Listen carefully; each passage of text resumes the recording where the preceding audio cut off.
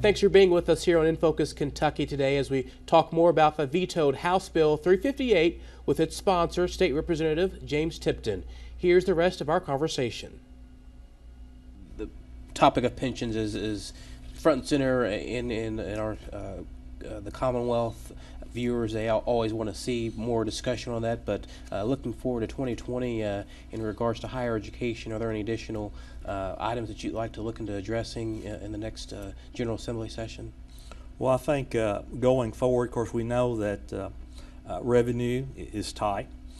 In the last budget session, we initially reduced funding for higher education by $54 million from the base. However, we put an additional $31 million back in and worked that through our performance-based funding model.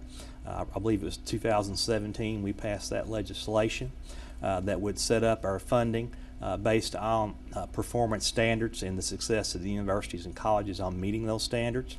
I believe that it would be great if we had more money to funnel into that program.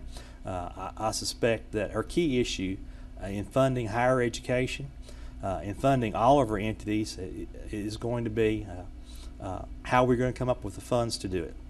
And I believe that comprehensive tax reform is something that has to be on the table. We made some modest changes in the 2018 session, made some changes to our taxing system. At that time, they generated an additional $192 million per year. So something that people need to understand, just a little bit of history on pensions. In 2014, the Commonwealth budgeted $1 billion toward pension retirement contributions. In 2016, that number was $2.2 billion.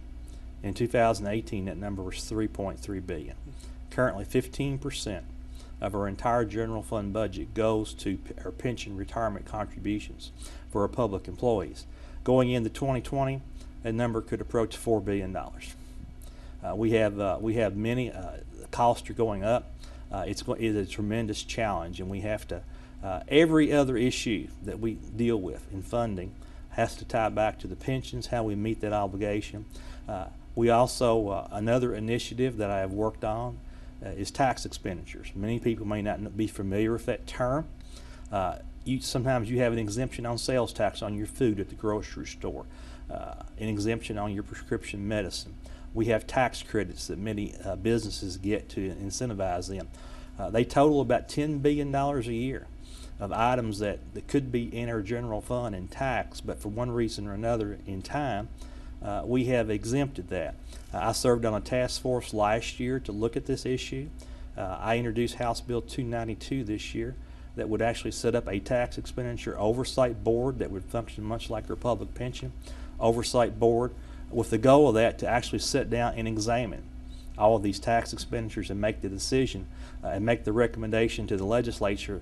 Maybe this is something we need to keep, or maybe this is an issue that we need to let go of because we have to find additional revenue.